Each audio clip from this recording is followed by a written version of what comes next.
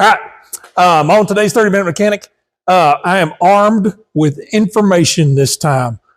And I'm going to dive into the green car. I'm going to go about this logically, and we're going to figure out why the daggum starter won't turn the motor over. So, buckle up, let's go.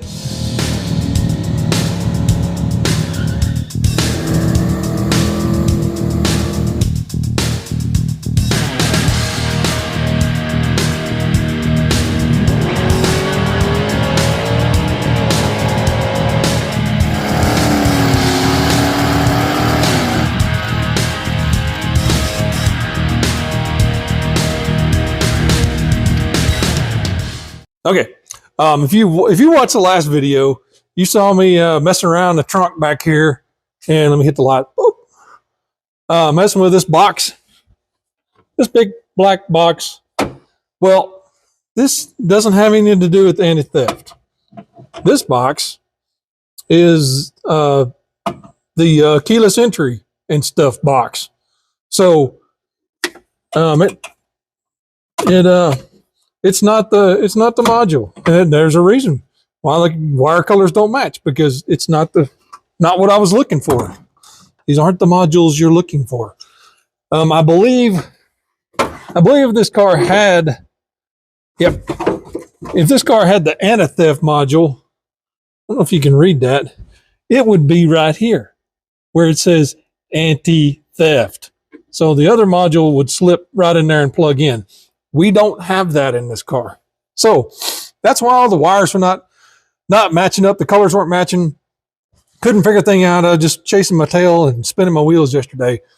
I printed out I looked through my wiring diagrams, and I printed out the one for the keyless entry thing, and it matches perfect. So the trunk is not the place. It's not where the problem is. So we are going to eventually put all this stuff back together, and we're gonna figure out where our problem lies today. So hang on. All right, we got a battery hooked up here. Battery's hooked up. We're gonna do a little checking. May need to get on the other side. Okay, what we got here is, see if I can get my big dumb body in here.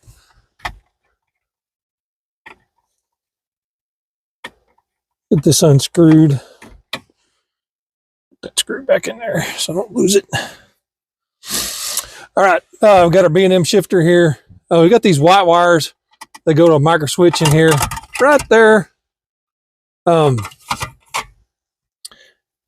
these go back up under the dash to where the clutch switch was. So this is taking place the clutch switch for neutral safety. Now this thing is acting like the neutral safety switch is not activated. So what we are going to do is see if we're getting any power at least to this point when we turn the key. And we shouldn't have any juice there. Let's put the key in. I wish it wouldn't ding, but okay, we got no power there. Now we should be, that's neutral. So when we turn the key, let's see if it lights up.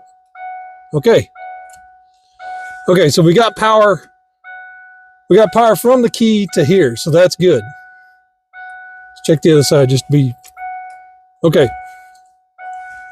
Step one, we've got power from our ignition, comes from there, comes through this, and then it goes to the relay. So now this end is good. We can make that stop. Now our next step is put this stuff back together, since we know it's all functioning properly. Watch it just be a bad relay, and I just messing around with all this for no reason.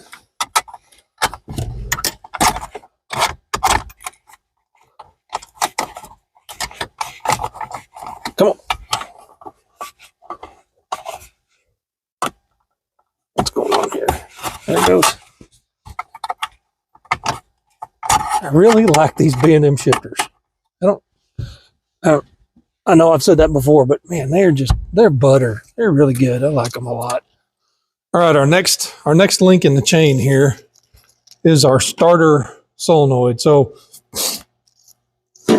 the wire from our shifter comes into here. If I can get this relay out. And so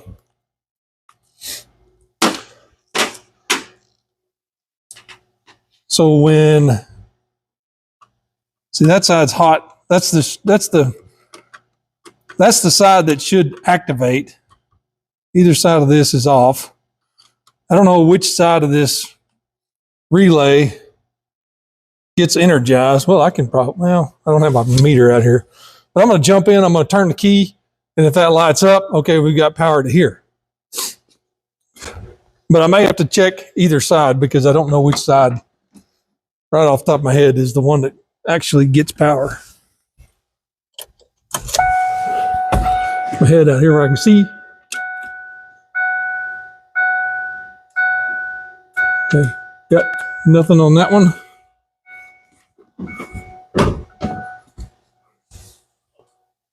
Let's try the other side. Because one side will be connected to ground and one side will be to switched power. All right. So we're getting power to our relay. Moving on.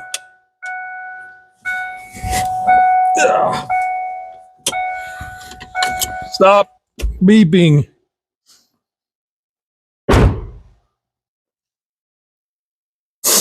All right, so you saw our, when I turn the key, this thing lights up, and so we're getting power from the switch to here. So if the relay's good, we should be getting power out from here. Quick question about that guy right there.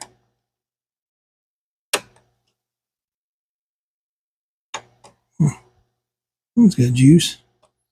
One does not. That's interesting. Okay. We could do just a quick little, let's do a quick little relay swap here. What's going on? Do a quick little relay swap just to see if it's the relay. It very well could be, but I doubt it. My head out here. Nope, not the relay. But I can hear the relay clicking. Okay.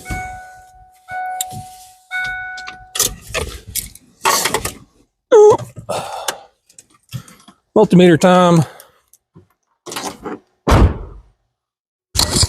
Oof. That poked me in the back and it really hurt. Okay. Let's go ahead and switch our relays back, because that other one I think was working fine. Stick it back in there. Okay, now this is going to mean something. That means something from our relay to our starter solenoid. That's where our next check is going to be. I'm going to try to get my test light hooked up to my starter solenoid down there, and then get the test light up here where we can actually watch it. So hold on. All right, got our test light hooked up. It's hooked up to our solenoid down there, and you can see there, and then it's grounded over here to a temporary ground cable that I stuck on there because I wasn't sure if the engine block itself was getting a good ground. Let's go hit the key and see if the thing lights up. If I can wiggle past the pole. Batteries hooked up. Key. Okay, get my head out here where I can see what's going on. Oh, look there. Turn the key. We have power at the starter solenoid. Gosh, I can't imagine that starter being bad. That's really weird. Huh. But James, what about the blinking theft light? Well, the blinking theft light was really just a distraction because since we're not running a stock EEC5 computer, the PATS module in there, which doesn't do anything for me anymore, is losing its mind. It's going, I can't find the ECU. Blink, blink, blink, blink, blink. So it's blinking the theft light. We'll take care of that sometime. But so that's not what's going on with this. So I don't understand why that starter's not that old. But it's definitely not doing the thing. Definitely not. Huh. It's really surprising.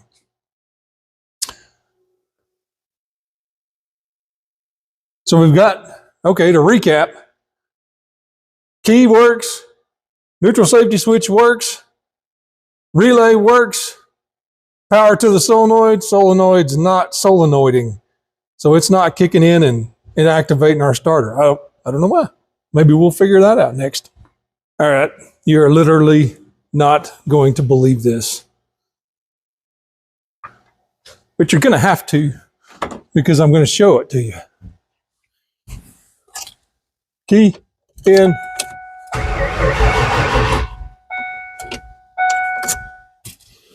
You see that and hear that?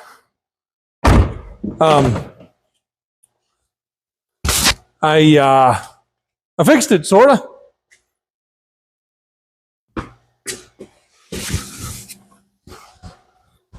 I fixed it. How did I fix it? Hey James, how'd you fix it? With a hammer. I fixed it with a hammer. You know, they always say bang on your starter solenoid. I thought that was always a Chevy guy thing. So I thought, well, I'll get in there and bang on the solenoid. Bang, bang, bang, bang, bang, bang, bang, bang, bang, bang. Get back up here. Turn the key on. Cranks over. Can you believe that? I fixed it with after all that stuff I went through, I fixed it with a hammer. Of course, it's kind of temporarily fixed, I guess, because it might do the same thing again. Oh my gosh, I fixed it with a hammer. We fixed it with a hammer.